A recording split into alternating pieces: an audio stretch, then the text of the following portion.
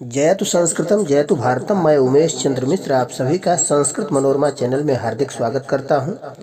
आज आप सभी जानेंगे उपपद विभक्ति क्या है। तो आइए देखते हैं। उपपद विभक्ति से पूर्व एक बार कारक को जान लेते हैं। कारक क्रियान्वित्वम कारकम, अर्थात क्रिया के साथ जिसका सीधा संबंध हो उसे कारक कहते हैं। जैसे सुरेशः लोकयानेन विद्यालयं गच्छति, सुरेश बस से विद्यालय जाता है। यहाँ जो गच्छति क्रिया है उसका संबंध कहाँ कहाँ है उसे जानते हैं। तो क्रिया का कर्ता सुरेश है, इसलिए सुरेश कारक हुआ। क्रिया के लिए सहायता लोकयान यानी बस से ली जा रही है, इसीलिए लोकयान भी कारक है। और क्रिया विद्यालय तक पहुंचने के लिए की जा रही है, इसलिए विद्यालय भी कारक हुआ। इस प्रकार क्रिया गच्छति का संबंध तीनों पदों से है, अतः वे सभी कारक हुए। अब आइए उपपद विभक्ति को जानते हैं।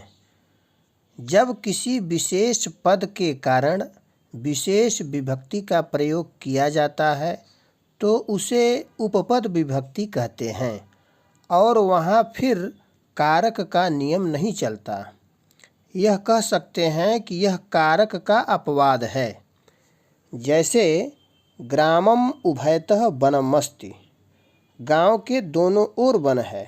अब यहाँ उभयतः विशेष पद के कारण जो उपपद है उसके कारण ग्राम में द्वितीया विभक्ति हुई है, जबकि कारक चिन्हों के अनुसार ग्रामस्य उभयतः वनमस्ति हो जाएगा, जो कि अशुद्ध है। तो आइए सभी विभक्तियों में उपपद विभक्ति को जानते हैं। द्वितीया विभक्ति में उपपद यानी विशेष पद। निम्नलिखित सभी विशेष पदों के योग में द्वितीया विभक्ति होती है। अभितः अर्थात दोनों ओर, परितः अर्थात चारों ओर, समया अर्थात समीप, निकषा अर्थात समीप, प्रति अर्थात ओर, उभयतः अर्थात दोनों ओर, सर्वतः अर्थात सब ओर, धिक् अर्थात धिक्कार, ऊपरी ऊपरी अर्थात ऊपर ऊपर, अधो अधः अर्थात नीचे नीचे, अंतरा अर्थात बीच में, अंतरेण अर्थात विषय में। तो आइए इन सभी पदों का प्रयोग वाक्यों में करते हैं। विद्यालयम अभितः मार्गम अस्ति, विद्यालय के दोनों ओर मार्ग हैं। ग्रामम परितः वृक्षाः सन्ति, गांव के चारों ओर वृक्ष हैं। ग्रामम समया नदी प्रवहति, गांव के समीप नदी बहती है। ग्रामम निकषा क्रीड़ा क्षेत्रम अस्ति, गांव के निकट खेल का मैदान है। यहाँ पर सभी विशेष पदों के योग में द्वितीया विभक्ति का विधान है। आगे चलते हैं। निर्धनम प्रति दयाम कुरु, गरीब के प्रति दया करो। मार्गम उभयतः वृक्षाः सन्ति, रास्ते के दोनों ओर वृक्ष हैं। विद्यालयम सर्वतः जनाः सन्ति, विद्यालय के सभी ओर लोग हैं। पिशुनम धिक्, चुगलखोर को धिक्कार। मेघम उपरि उपरि वायुयानम गच्छति, बादल के ऊपर ऊपर वायुयान जाता है। त्वाम माम अंतरा हरिः, तुम्हारे हमारे मध्य में हरि हैं।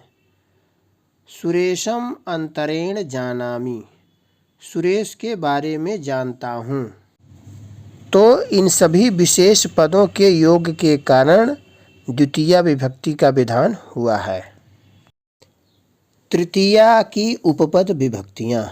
सहयुक्ते प्रधाने, सह अर्थात साथ के अर्थ वाले शब्दों जैसे साकम, सार्धम, समम, सभी का अर्थ साथ ही है। इन सभी शब्दों के योग में अप्रधान में तृतीया विभक्ति होती है। जैसे पुत्रेण सह पिता गच्छति, पुत्र के साथ पिता जाते हैं। चूँकि यहाँ कर्ता पिता है और पुत्र अप्रधान रूप से पिता का साथ देता है, इसलिए पुत्र में तृतीया विभक्ति का प्रयोग हुआ है। उसी प्रकार पुत्रेण साकम पिता गच्छति, पुत्र के साथ पिता जाते हैं। तो यहाँ सह, साकम, सार्धम, समम, चूँकि सभी का अर्थ साथ ही है, इसलिए अप्रधान में तृतीया विभक्ति का विधान इनके साथ किया गया है। येनांग विकारः, जिस अंग में विकार दोष हो उस अंग के वाचक शब्दों में तृतीया विभक्ति होती है। जैसे अक्षणाकाणः, एक आँख का काना, पादेन खंजः, पैर से लंगड़ा है, कर्णेन बधिरः, कान से बहरा है। यहाँ पर जिस अंग में दोष है उसी अंग में तृतीया विभक्ति का विधान किया गया है। इत्थम भूत लक्षणे, जिस लक्षण विशेष के कारण कोई व्यक्ति विशेष प्रकार का लगता हो तो उस लक्षण विशेष में तृतीया विभक्ति होती है। जैसे जटाभिः तापसः, जटाओं से तपस्वी जान पड़ता है। चूँकि यहाँ पर जटाओं के कारण वह तपस्वी लग रहा है, इसलिए जटा में तृतीया विभक्ति का विधान किया गया है। उसी प्रकार पुस्तकेन छात्रः प्रतीयते, पुस्तक से छात्र मालूम पड़ता है। पुस्तक होने के कारण वह छात्र प्रतीत होता है, इसलिए पुस्तक में तृतीया विभक्ति का विधान किया गया है।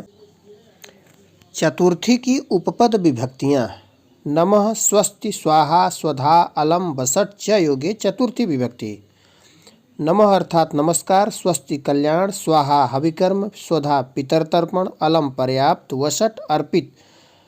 इन शब्दों के योग में चतुर्थी विभक्ति का प्रयोग होता है। ये सभी पद जो है विशेष पद हैं और इनके साथ चतुर्थी विभक्ति का विधान किया गया है।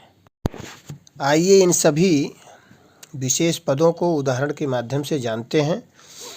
नारायणाय नमः, नारायण को नमस्कार है। प्रजाभ्यः स्वस्ति, प्रजाओं का कल्याण हो। अग्नये स्वाहा, अग्नि के लिए हवि प्रदान। पितृभ्यः स्वधा, पितरों को समर्पित। इंद्राय वसट, इंद्र के लिए अर्पित। अलम मल्लो मल्लाय, पहलवान पहलवान के लिए पर्याप्त है। क्रुध दुहेर्ष्या सूयार्थानाम यम प्रतिकोपः, क्रुध अर्थात क्रोध करना, द्रोह अर्थात द्रोह करना, ईर्ष्या अर्थात ईर्ष्या करना, असूय अर्थात गुणों में दोष निकालना। क्रुध, द्रोह, ईर्ष्या व असूया अर्थ वाली धातुओं के योग में जिस पर क्रोध किया जाए, जिससे ईर्ष्या किया जाए, जिससे द्रोह किया जाए, जिससे असूया किया जाए, उन सभी में चतुर्थी विभक्ति होती है। जैसे हरय क्रुध्यति, द्रोह्यति, ईर्ष्यति, असूयति वा। हरि पर क्रोध करता है, हरि से द्रोह करता है, हरि से ईर्ष्या करता है, हरि से असूया करता है। यहाँ अलग अलग पद बनाएंगे तो हरय क्रुध्यति, हरय द्रोह्यति, हरय ईर्ष्यति, हरय असूयति। तो इन सभी पदों के योग के कारण हरि में चतुर्थी विभक्ति हुई है। पंचमी की उपपद विभक्तियाँ जुगुप्सा, विराम, प्रमादार्था नाम उपसंख्यानम पंचमी। जुगुप्सा अर्थात घृणा, विराम यानी रुकावट या हटना, और प्रमाद अर्थात आलस्य या असावधानी अर्थ वाले शब्दों के योग में पंचमी विभक्ति होती है। जैसे पापात जुगुप्सते विरमति वा, पाप से घृणा करता है या पाप से रोकता है। धर्मात् प्रमाद्यति, धर्म से प्रमाद करता है। तो यहाँ पर जुगुप्सा, विराम और प्रमाद के योग में क्रमशः पाप और धर्म आया है, इसलिए इनमें पंचमी विभक्ति का विधान किया गया है। ये विशेष पद होने के कारण यहाँ पंचमी विभक्ति हो गई। पृथक बिना नानाभिस्तृतीया अन्यतरस्याम, पृथक अर्थात अलग, बिना और नाना शब्दों के योग में पंचमी, द्वितीया एवं तृतीया विभक्ति में से कोई एक हो सकती है। जैसे आत्मनः पृथक नास्ति परमात्मा, आत्मा से अलग परमात्मा नहीं है। यहाँ पृथक के योग में आत्मा है, इसलिए आत्मा में पंचमी विभक्ति का विधान किया गया है। उसी प्रकार धर्मात् बिना सुखम न मिलति, धर्म के बिना सुख नहीं मिलता है। तो बिना के योग में धर्म आया है, इसलिए धर्म में पंचमी विभक्ति का विधान किया गया है।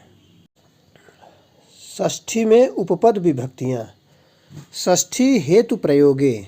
जब हेतु शब्द का प्रयोग होता है तो जो शब्द कारण या प्रयोजन रहता है वह और हेतु शब्द दोनों षष्ठी में रखे जाते हैं। जैसे अन्नस्य हेतोः वसति, अन्न के वास्ते रहता है, तो यहाँ अन्न और हेतु दोनों में षष्ठी विभक्ति का विधान किया गया है। अध्ययनस्य हेतोः तिष्ठति, अध्ययन के लिए टिका है, रुका हुआ है, तो यहाँ अध्ययन और हेतु दोनों में षष्ठी विभक्ति का विधान किया गया है। सप्तमी में उपपद विभक्तियाँ। यतश्च निर्धारणम, समुदाय से किसी की पृथक विशिष्टता बताने में जिससे वह विशिष्ट ज्ञात हो, षष्ठी और सप्तमी विभक्ति होती है। जैसे कविषु कालिदासः श्रेष्ठः या कवीनाम कालिदासः श्रेष्ठः, कवियों में कालिदास श्रेष्ठ है। यहाँ चूँकि कवियों में कालिदास की श्रेष्ठता को बताया गया है, इसलिए कवि में षष्ठी और सप्तमी दोनों विकल्प से होते हैं। उसी प्रकार छात्राणाम छात्रेषु वा राकेशः पटुः, छात्रों में राकेश तेज है। चूँकि छात्रों में राकेश की विशिष्टता बताई गई है, इसलिए छात्र में षष्ठी और सप्तमी दोनों विकल्प से होते हैं। कुछ और भी उपपद विभक्तियां हैं, उसको अगले वीडियो में बताएंगे। अगर यह वीडियो आपको अच्छा लगा हो तो चैनल को सब्सक्राइब, लाइक व शेयर अवश्य करें। धन्यवाद।